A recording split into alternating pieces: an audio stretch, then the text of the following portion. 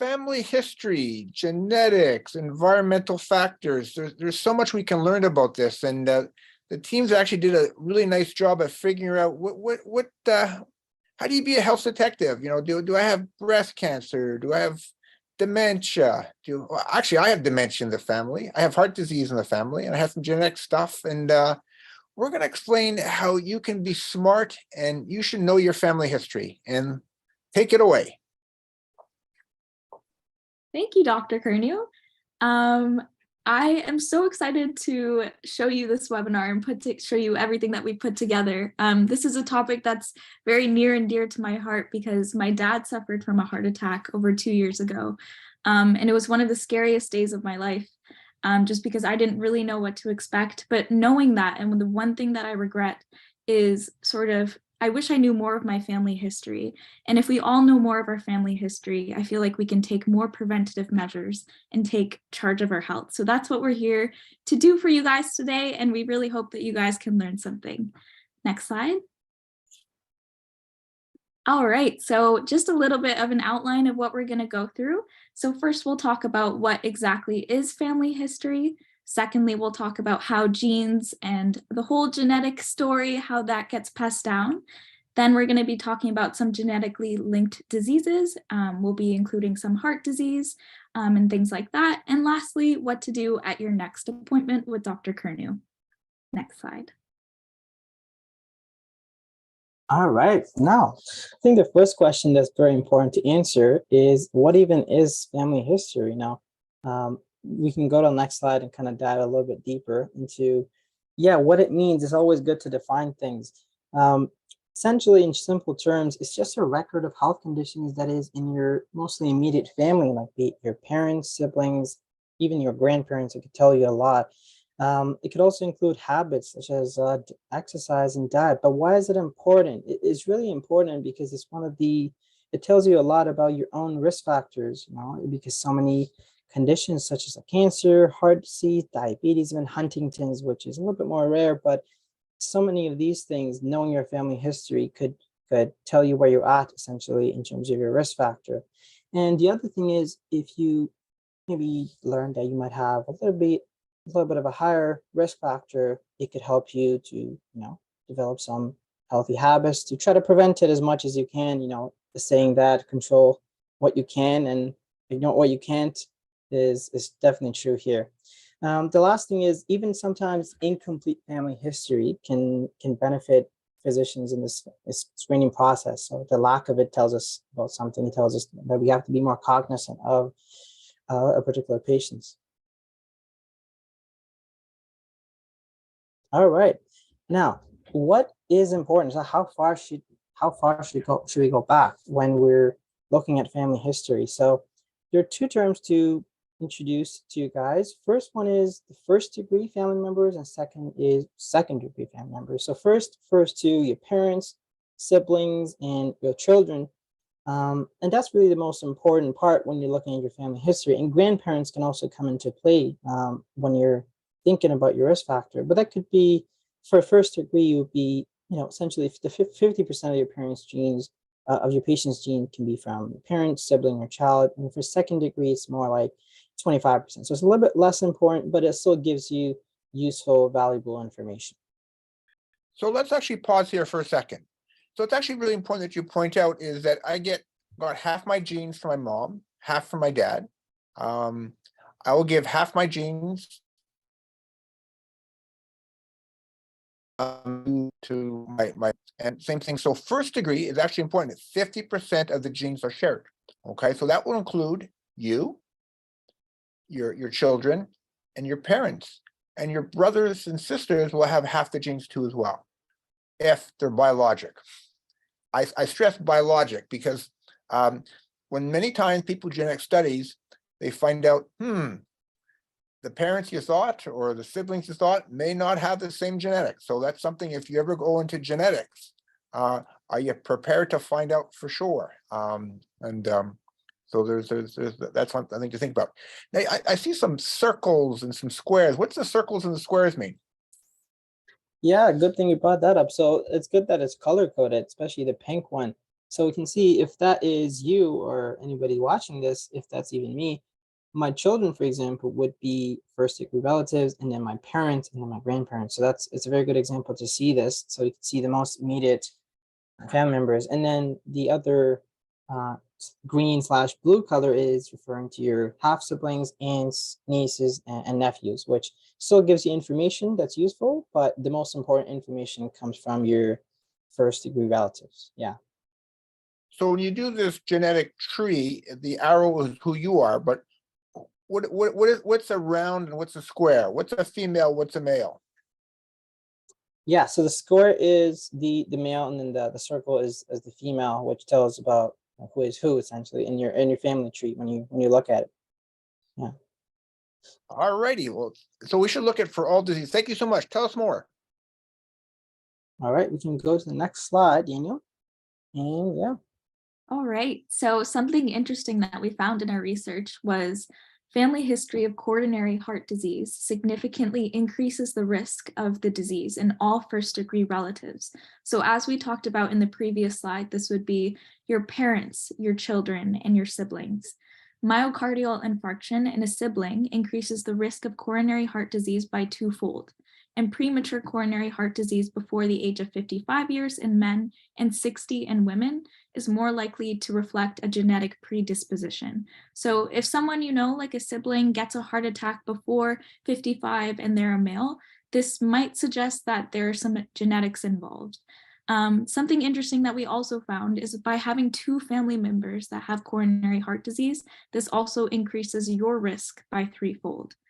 So taking all of this into consideration, it's really important to sort of know your family history and really know the conditions that each of your relatives have, just so you can know how much risk you have at contracting these diseases and disorders. Next slide. So just keep that slide there for a second. Go back. Oh, okay, we can go to the slide. Okay, next slide's good. So here's me and my family. So what I found out is that my dad had bypass surgery at the age of 50. And really, when you talk about family history, is my dad's a first degree relative, and having a heart attack or bypass surgery or angina. So really important in your family history when that first took place. Heart disease doesn't happen overnight, but to have a bypass at the age of 50 means all your arteries are blocked. Because we do bypass surgery for severe blockage. So heart disease starts the day you're born. So basically, my dad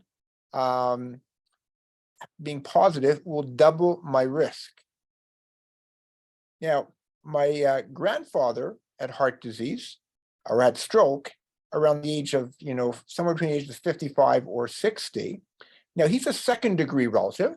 So that does increase your risk. And so the thing I always remember is, look when you have a vascular event or any disease. So if someone has a heart attack at the age of 35, that's a big red flag. And people always say, well, he smoked or she didn't take care of herself. It's not normal for a smoker to have a heart attack at the age of 35 years of age.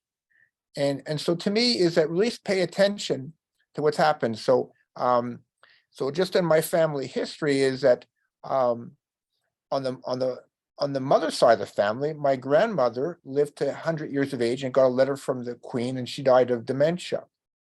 My dad has bypass surgery at the age of 50. His father had a stroke somewhere at the age of 55 and 60. For family members on my father's side, they had this very high cholesterol problem, which I inherited. So know people's cholesterol. I'm going to talk about that. By the way, I have a high LP(a), and my son Jordan, who's 20 years of age, has a high LP(a). Our daughter Jenna is adopted, so that's not going to help from a genetic perspective.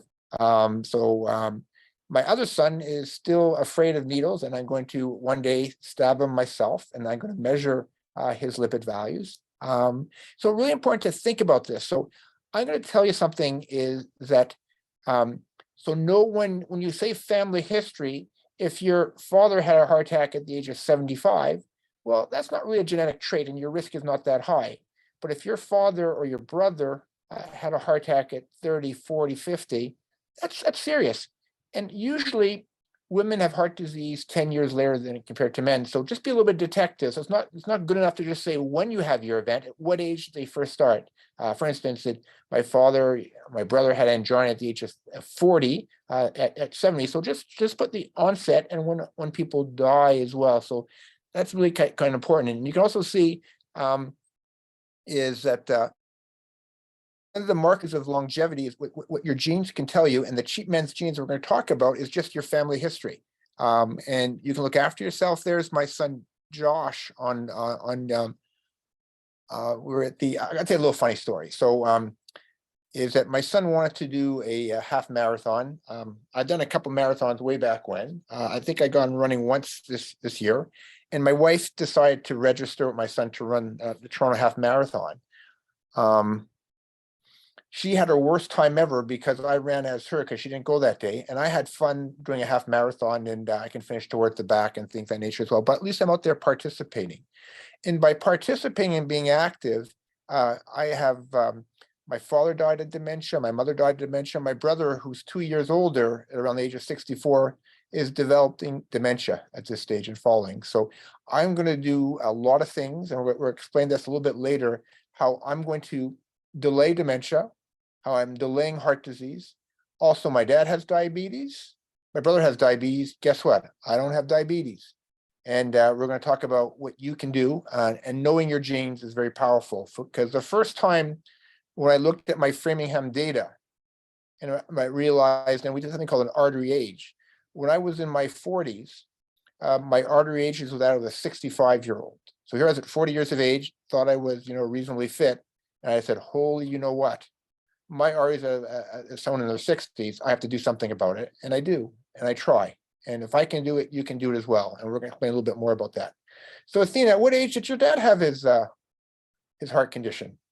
He had his at 62, I believe.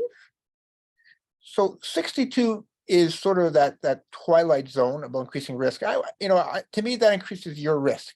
58, it's, or 55, 60. So it's all continued risk. We use things like 55 to 65, but earlier means you have more genetics. Later, it's more environmental factors in those areas.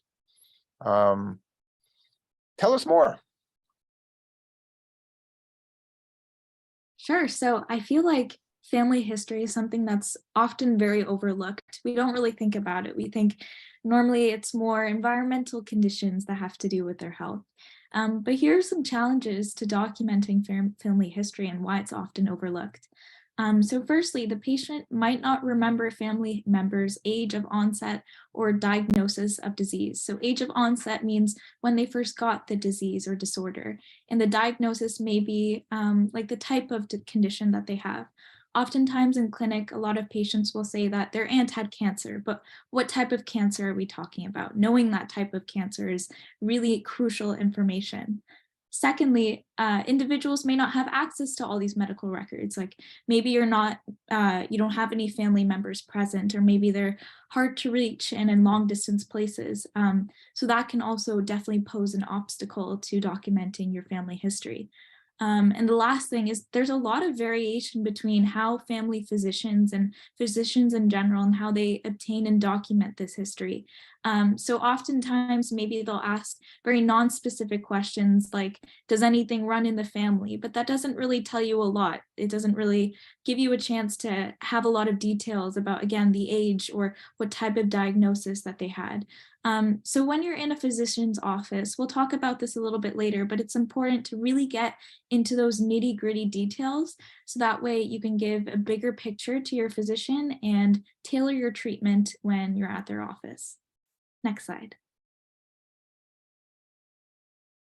Alrighty, now let's switch a little bit and kind of try to answer this question, which is how do these genes even get passed down? So if you go to the next slide, you can kind of see how these things a little bit work. So there's two terms that kind of helps to understand how this process works. One is genotype, which is actually referring to your genes.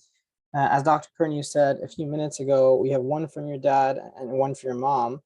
but that largely determines your phenotype, essentially your physical characteristics, and also some of the risk factors that you might have. But really the key takeaway is genotype influences phenotype, but it doesn't necessarily 100% determines every single risk factor. That's why we see variations between siblings from the same parents, biological parents, right? And the other last thing is environment and lifestyle can also affect your phenotype. So it's important to understand that although somebody has, it's important to know your risk factors, it's not always set in stone, and you also have power to kind of influence things. This is actually very important. So the genes are the, what your blueprints is. Phenotype is, do you express that gene or not? So let's say you have a gene for being smart. I wish I had the smart gene, but my smart gene is that I work harder than other people. So that's the gene that my dad taught me. And so the fact that you have the gene may not mean that you'll express the disease. That's really important to understand that. And it's a complex procedure. Why? Because we talk about environmental factors and genetic factors. I always say is genes load the gun, you pull the trigger by what you do in the environmental factors. So they're intertwined together. So there are some diseases that have, we call 100% penetrance, so that the gene will cause the problem. And there's sometimes where there's a variable presence penetration to that. And some of the stuff we understand and some we don't. Thank you for sharing that. So what's important to understand is that just because it's in your genes doesn't mean you're going to express those genes. And more importantly, I have bad genes. I'm right now trying not to express them or delaying that expression. And that's really important, how you can actually change that. All right, you can go to the next slide. Yeah, this pretty much says exactly what Dr. Curnew said, that you can have, the person can have a certain genotype, but it doesn't necessarily mean you can express it. And this diagram on the left is a very good visual that puts this into a visual translation. So we can see that the two parents at the top, the purple ones, each one of them have one gene from their own parents, the big R and the little r. And see, in this case, if you have two of the little r, you will be affected. So essentially would express that phenotype. But you can see that the other children, they can be carriers of that little r, but they don't necessarily express that as a phenotype. So this is a very good visual to understand that things are not set in stone, and your parents could be unaffected, but then they can pass it on to their children later on. Some siblings could be affected and some not. So again, the key takeaway is genotype doesn't always represent phenotype in its entirety. So, all right.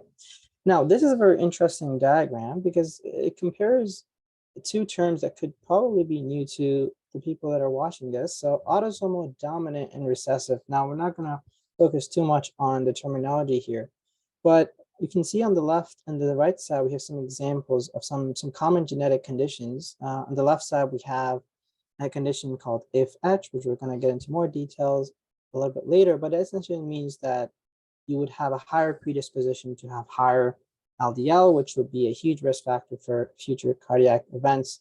And the other one is monogenic diabetes. Now, mono is referring to one, meaning a mutation in a single gene. It's a little bit different than the diabetes most people know about, which is diabetes type 1, type 2. Usually, we see it in some of the younger folks, it's like some teens and adolescents, but essentially these two are examples of a dominant way, an autosomal dominant way that genes can get passed on. And if we look at this diagram on the left, we can see that the mother or the female that's the affected parent, they have this deleterious or harmful gene that's comes from them, and that's the dark blue one right here on the left side.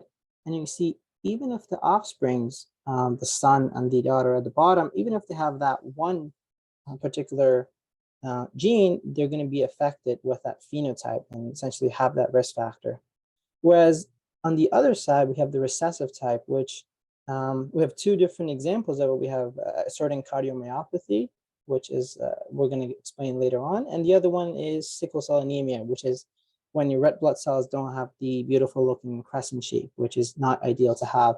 Now with this one, having only one dark blue line is not enough. You have to have two of them. That's why we see that even though the children here, they don't have two of them, they're not affected. But the only person who is affected is when they have two of them. So I guess the concepts of dominant recessive, not too important, but it's good to know how these things actually get passed on and how sometimes it can be shown and sometimes it's not shown.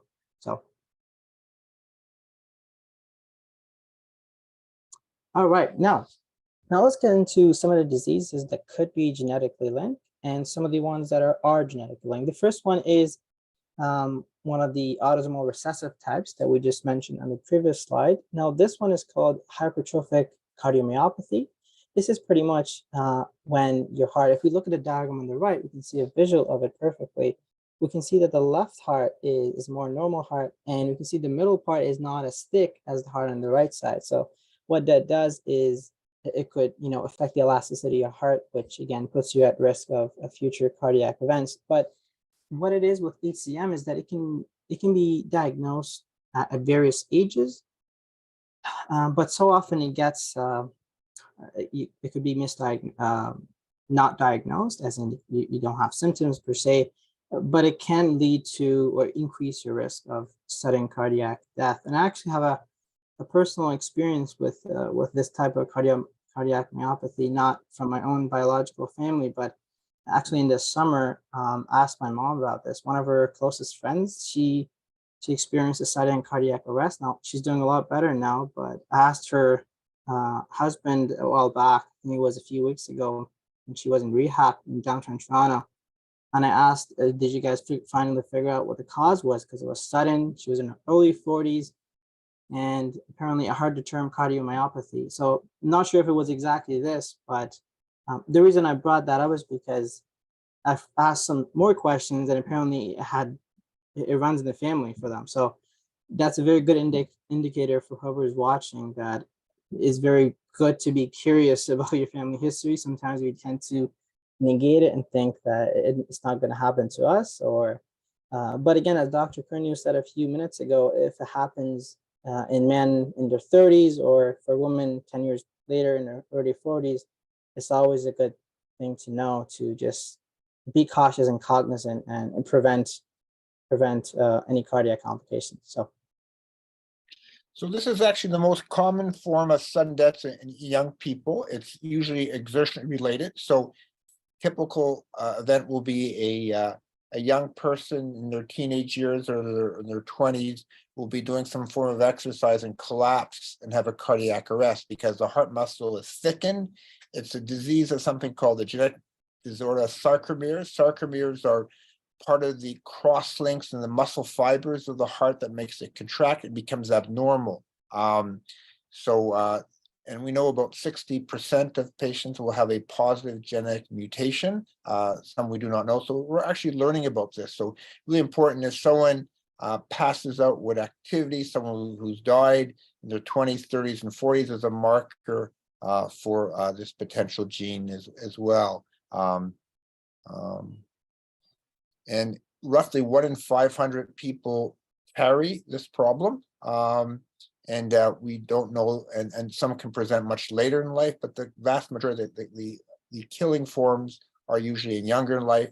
The older forms develop congestive heart failure, atrial fibrillation, and other processes. So thank you for sharing that. Next slide, please. Oh, you're gonna show the slide. Go ahead, show the muscle. Oh yeah, it's a very brief part where you can see, as you said, the thicker area is shown on the right side, which we thought was a very good visual to show how the blood actually passes. The thicker area on the left, more blood, the right one, but less blood, which tells you why it's problematic, HCM. So thank you, Danny. So we use the ultrasound test to make the diagnosis, the ECG, history, and maybe genetic testing as necessary. Also, genetic testing can be actually quite important as well in this disease. So if you have a family member that has it and you know what the gene is, you can be tested to see if you have the gene or not. And so if you don't have the gene that's known, and then you're cleared from this process. If you have the gene, you may or may not express it. So that's a different story altogether. Tell us what this form is.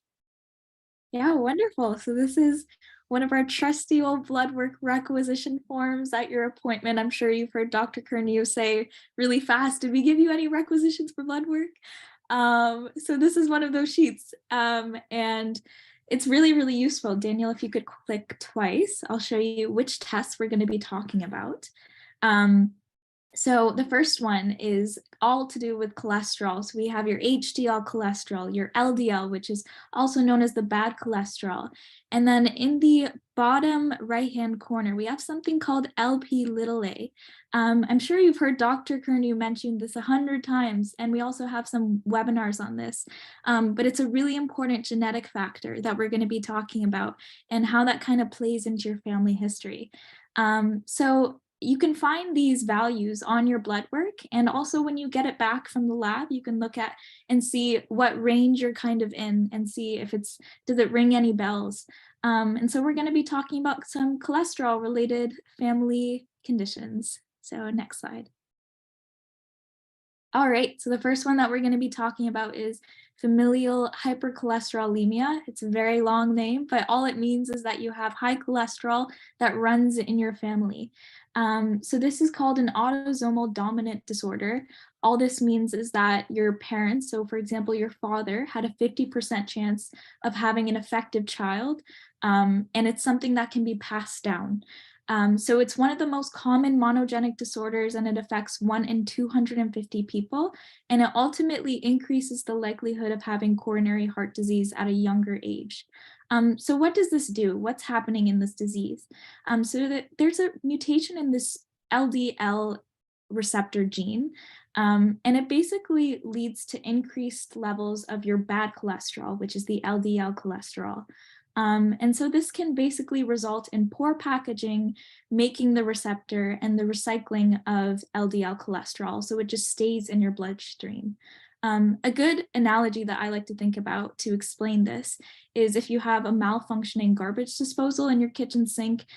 So just as a garbage disposal is supposed to break down and dispose of all your food waste and all the bad things, the LDL receptor is designed to remove all of this excess LDL. So it's kind of like that garbage disposal, but there's a mutation in this, so it's unable to do this. So you just have all of this waste that's kind of piling up in your sink, and we don't want that, of course. So some of the symptoms in people who have FH is this really pronounced Achilles tendon over here on this ankle. The reason why this happens is because cholesterol may deposit and thicken the Achilles tendon. And you also see some thickening around the knuckles on this person's hand. That can also happen with people with FH. Also, we have a little bit of a ring. It's kind of gray, but you can see it around this eye. And it's because if there's excess cholesterol in your bloodstream, this is what happens. We also have some fatty deposits on this person's eyelid. So those are kinds of the signs and symptoms that you can start to notice maybe in other people, your relatives and yourself. If you have these things, then maybe you can start to suspect that maybe there's something going on in your genetics and your family. So you can see these deposits. This is very advanced. You don't want to have this. And I don't really care if it's in your knuckles, in your eyes, or in your, I do care if it's in your blood vessels. So that's it. So you can see that whitish ring around that's called arcus.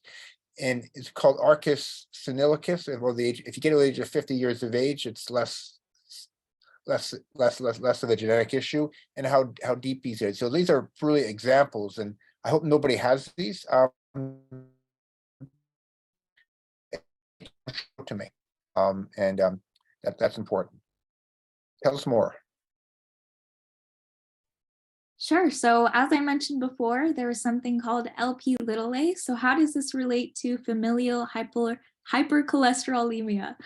So if FH is caused by genetic mutations that decrease the clearance of Lp(a) particles, and Lp(a) is composed of an LDL cholesterol molecule and something called ApoA.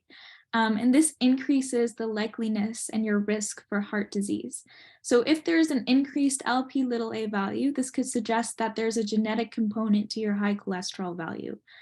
So we found that it's ultimately present in 30 to 50% of patients with FH. And then if you come back with your blood results and your Lp(a) value is elevated, we find that if it's above maybe 50 to 100, this puts you at risk for cardiac events.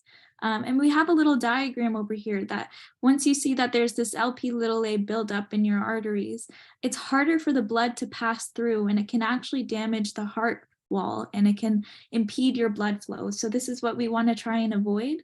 But people who do have a history of heart disease will normally have a elevated Lp(a) value, and you can see that on your blood work when you come into clinic. So right now, so there's two ways of us measuring. One is milligrams per deciliter, and one's nanomoles per liter. So roughly you multiply by the milligrams per deciliter by 2 to get the millimoles per liter. So my Lp(a) is 208. We're recommending it you measure it once in a lifetime because somewhere 20 to 30% of us have a value over 50 or 100, 50 milligrams per deciliter, 100 millimoles or nanomoles per liter. And that increases your risk of having a heart attack or stroke, aortic stenosis by 2 to 4-fold. So it's a marker of risk. And everybody should have it measured once in their lifetime at this stage. 90% of it is under genetic control. And if someone says to me, I want to use diet to lower it, 90% of this risk marker is genetics. So diet, lifestyle changes are not going to lower your risk in this circumstance. You can exercise as much as you want. You can be on a plant-based eating. You're not going to be able to lower your Lp(a) naturally. It's genetic control, unfortunately. So mine is quite high. We don't really have therapy to lower this is under clinical investigation at this stage. So I'm lowering my bad cholesterol called the LDL cholesterol, which I can control. And basically I am taking, I'm alternating between 40 of rovastatin Crestor, 80 of Lipitor atorvastatin, along with 10 milligrams of ezetimibe. I'm considering whether or not I'm going to go to one of the injectable forms of LDL lowering. I'm going to have something called a CT angiography to look at that because my stress test shows a potential for problems there. So I'm going to be very proactive in this. I've been proactive for a long time, and I'll decide I'm not going to wait till something bad happens. I'm going to try to prevent something bad from happening. And if I can do it, why aren't you doing it as well? Keep telling us more. Sure. So back to our blood sheet requisition. So at the top, you can see it's outlined in red, but there's something called HbA1c. This is something that we'll talk about at some of your appointments, but HbA1c is a marker for diabetes and pre-diabetes as well. So if you are in the range of 6 to 6.4, we normally say that this is known as pre-diabetes. If you're above 6.5 or at 6.5, then this is considered diabetes, and you should consider sort of altering your diet or going on medications to sort of fix this. But we'll tell you more about the genetic component and diabetes. So is diabetes genetic? So if you have somebody in your family, like your mom or your dad, you may have increased susceptibility. So as Dr. Curnew was talking about earlier, it sort of loads that gun. But the environmental factors like different sugary foods triggers and will ultimately release that bullet from the gun if you will get diabetes. So individuals with a history of type 2 diabetes have a 40% chance of developing diabetes if one parent has. If one parent has type 2 diabetes,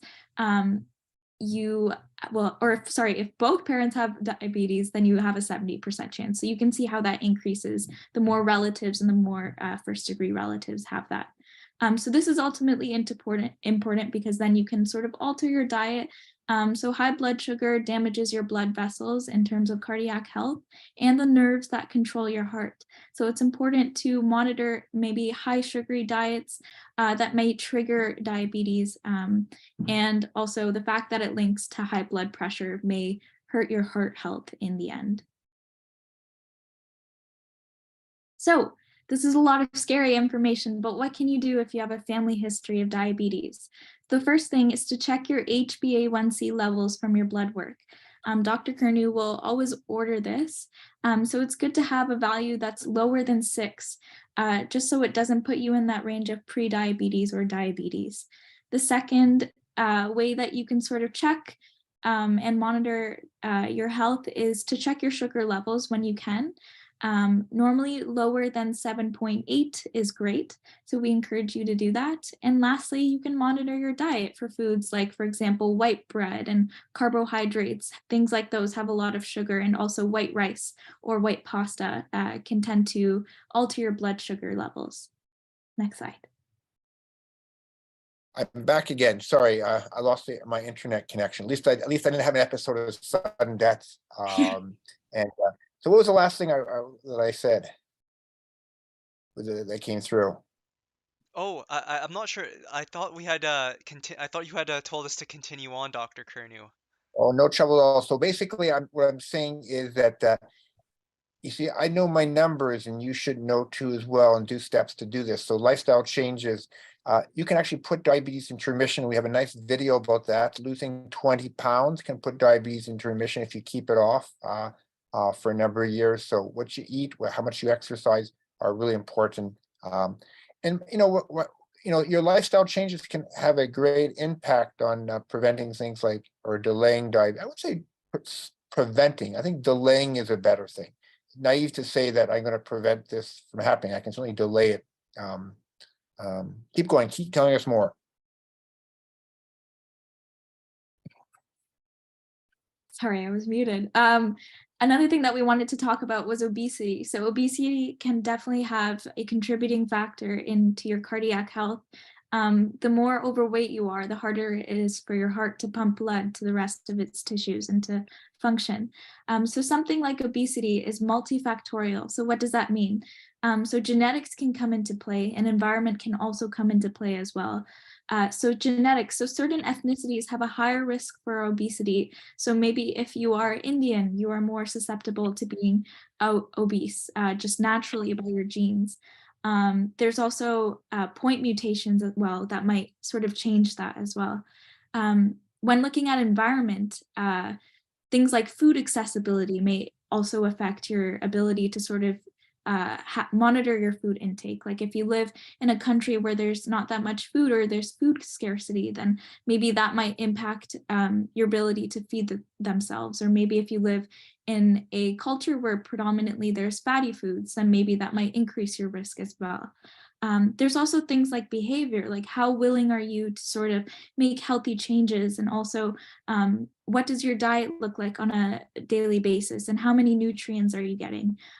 Those are things that kind of contribute to obesity. So we found that when we were researching that there's contributions from genetics, but also from environment as well. So if you are at risk for being obese, or if anybody in your family is obese, it's important to sort of take measures to monitor your diet and exercise in order to sort of prevent that and get a head start for your health. The next thing that we wanted to talk about is familial Alzheimer's disease. This is a rare inherited form of Alzheimer's disease, which is caused by genetic mutations. So there's sporadic Alzheimer's disease, which can sort of happen without any clear pattern of inheritance. So FAD is caused by a specific gene mutation that is passed down from one generation to the next. It typically tends to affect people at a younger age. So this would be people in their 40s and 50s, rather than sporadic AD, which sort of progresses at a later age.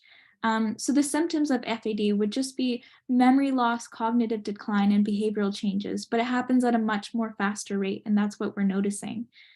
So there are several gene mutations that kind of cause FAD, or that have been linked to this disorder. But there's something called presenilin 1 and presenilin 2, and also amyloid precursor protein. And all of these genes sort of lead to the overproduction and accumulation of amyloid beta protein in the brain. once we have this accumulation of this protein, it's very difficult to sort of get rid of it. And it also interrupts that cell-to-cell communication that you have in your brain. So it leads to that cognitive decline and that memory loss. And that's what we're finding in this particular disease. Next slide. So we've talked a little bit about early onset Alzheimer's disease. I want to talk a little bit about late onset. So there's this protein called apolipoprotein E. It's a protein that plays a crucial role in lipid metabolism and cholesterol in the brain. So it sort of, again, just sort of takes out all of that garbage into your brain, makes sure that it's very clean and sort of everything's intact. So there's something called ApoE4, which is a type of apolipoprotein. And this is a genetic risk factor for AD because people who inherit one copy or both copies have an even greater risk of developing Alzheimer's disease. It sort of inhibits the cleaning up portion of the brain where you have a lot of plaques that sort of develop from this. So it can lead to the formation of these plaques and inhibit cognitive behavior. And we start to notice a lot more of those symptoms with this protein. Next slide. So again, what should we do at your next appointment? What's going to happen? We've just told you a bunch of different diseases. So we're going to leave you on a happy note and sort of tell you how we can do what you can do to prevent it. So first thing is to get your blood work done as soon as possible. We can't stress this enough. But one of the tests that we were talking about, LP(a), there's a pilot program going on with the Ontario government where it ends at March 31st, 2023. And we're not sure if this value is going to be covered past the state. So it's important to at least get this value done at least once in your lifetime, just so you can understand your genetic risk and see what's going on in your family history. The next thing is accessing your results via DynaCare or Life Labs and checking out our webinars just to sort of see what values you have in your cholesterol, to see if you have high cholesterol or maybe if you have diabetes. Knowing your results is really important to know what's going on in your body. And the last thing is asking questions. Asking questions and being curious is so important. Researching which values might be important in your family tree. Like if someone has a history of high cholesterol, maybe it's important that you pay attention to your cholesterol and sort of watch out for that. So those are the things that in relation to your blood work that you should pay attention to. Next slide. So how can you be more informed about your family history? So the first thing is asking your relatives about recent and past deaths. So like I said at the beginning, it's important to ask specific questions. So what were the diagnoses? What were the diseases that they had? At what age did they contract the disease? When did they pass away? What ethnicity were they? Because certain ethnicities have a higher risk of developing certain diseases. The second thing is not everybody has access to family members or maybe people to talk to about this. So something that you can do is seek out death certificates or obituaries online. These are available via public health records that you can, if you're familiar with the internet, you can sort of find them online. And again, those questions are really important as well. At what age did they contract the disease? When did they pass away? And the last thing is to tell your healthcare providers. It's so important for your healthcare physicians to sort of get a really good picture so then they know how to treat you and how to progress with your care. Next slide. There are also certain screening tests that you guys can use. So for example, 23andMe is a great genetic service. If you provide a saliva sample, they will give you a genetic report using genotyping. So this is great for people who may not have access to talking to family members or relatives about their family history. You can definitely get a full genetic makeup and report about this through this service. There's also tests for cancer that you can ask your physician or healthcare provider about, like screening for colorectal, breast, and cervical cancers. Maybe you could ask your doctor for a mammogram or other tests in order to sort of just see where everything's at and notice things at an early stage in terms of taking charge of your own health.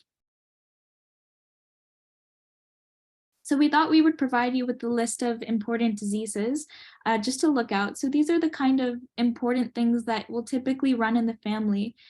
So there's high blood pressure, stroke, kidney disease, even alcoholism, birth defects, cancer, heart disease, diabetes, asthma, mental illness, learning disabilities, high cholesterol, osteoporosis, vision loss, and hearing loss.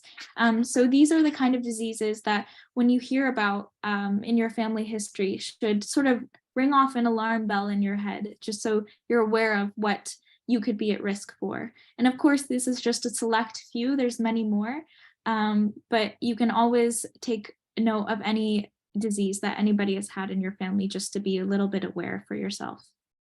Next slide. Okay, and the next thing is to check out our YouTube videos on genetics. We have a couple that we've done in the past. So we have these two, which are great. They have a lot of information. This can also help you to be more educated and get more information on genetics. It's a very difficult topic, but with just the right amount of research, we can all do a little bit of educating and we can all learn a little bit more about what genetics actually means. And lastly, or maybe not lastly, but we also have a Google form that will be linked in the description. So we want to know more about your family history and what's going on with you guys. So we have a lovely Google form. If you could write maybe the age of onset of maybe your family members and what diseases that they've had, we would love to hear about them. And we would love to hear how you're taking charge of them by knowing your own family history. And last thing is to read our book. I had to plug this in here because, of course, education is the most important thing in preventative care. And our book definitely does that in terms of showing you new recipes that you can try out and how you can really take care of yourself. So we just wanted to stress the importance of that in this webinar. And we hope that you've learned a little bit of something about taking charge of your own health. And with that being said, that's all from us today. We hope you enjoyed, and thank you so much to all the volunteers that helped out today, and Dr. Curnew and Daniel as well. Well, first of all, thank you so much for that lovely bit of information. So we talked about heart disease, but it's the same thing with cancers. If you have, there's certain, and many other diseases that we talked about. We talked about a little bit of hypertrophic cardiomyopathy. So I'll just give you my personal view on this is that what I've learned when I first started in practice was I met a very smart Dr. Mishkel, who was head of the Olympic Clinic, and he said, for this familial hypercholesterolemia, this disorder that increases your risk of having a heart attack 5-fold at an earlier age, is that I look when the first family member had a cardiovascular event. So if your dad had a heart attack at the age of 35, start treating 10 years earlier. And that's what I did for many years. And that's what many physicians do. But we have a wonderful video on prevention, what we did wrong. It's the burden of risk factors over a lifetime that's important. And so you can see that my son at 20 years of age has started on a cholesterol pill, encouraging him to do all the lifestyle changes. He has actually 2 genetic problems that contribute from high LP(a) and his cholesterol is high. I have something called familial combined hyperlipidemia. It does not have one genetic disorder, but it's an interaction between genes and the environment. And so I'm on long-term high-dose cholesterol medications. I will probably develop Alzheimer's disease, or I'll have a process of in the family of developing stiffness and falls. I'm now going to physiotherapy. I'm actually doing a lot of resistance training. I'm doing a lot of aerobic activity. I'm on my way right now to watch my son play soccer, and then afterwards I'm going to go skating again tonight. And I'm encouraging people to learn new information. So one of the things I'm learning to fly a plane glider, learning new information will help me keep my neurons established and develop new links to this effect. So there's so much you can do. And again, we say the genes, is that your family history is a cheap person's version of genetics, but tells you so much. And so I hope you take advantage and be a health detective and learn what's in your genes, and then do something to protect yourself. If I'm doing it, you can do it too as well. There's no guarantees in anything, but you can certainly stack the odds in your favor. So I want to thank the entire team for putting this together and to make this understandable. So again, genes load the gun, you pull the trigger, and by your environmental factors. In fact, is early Alzheimer's disease is more of a genetic situation, where late onset Alzheimer's disease has a lot more environmental. We can probably delay 50% of Alzheimer's disease from what your weight is, how much you exercise, what's in your diet, what's your blood pressure, your cholesterol. If you think about smoking, don't. If you smoke, stop. Looking at diabetes, etc. So there's so much you can do about this. So I hope people will take advantage of this as well, and thank the team for looking at this, and do some little bit of homework. Again, when people say, I have heart disease in the family, how much heart disease? What age did your father have his first episode of angina? What age did your brother have his angioplasty to the heart? What age did your father or mother start to develop Alzheimer's disease? And what you can do about that to change that. So I know my Lp(a), I know my cholesterol. I do not know my ApoE phenotype. And you mentioned genetics. Now, 21andMe tells you more about ancestry. I don't know if it tells you enough, or I don't think we know enough about to tell you about your genetic makeup. And people are looking at these panels, and they're very complicated, and it's beyond my current understanding. I know bits and pieces and learning more. So I'll encourage you to learn more. Stay tuned for genes, but more importantly, your environment really is far more influential than you think about. Daniel, what's your thoughts? I mean, honestly, I relate a lot to this webinar as well. Like, I think I'm lucky in the sense that heart disease and cancers don't seem to run in my family.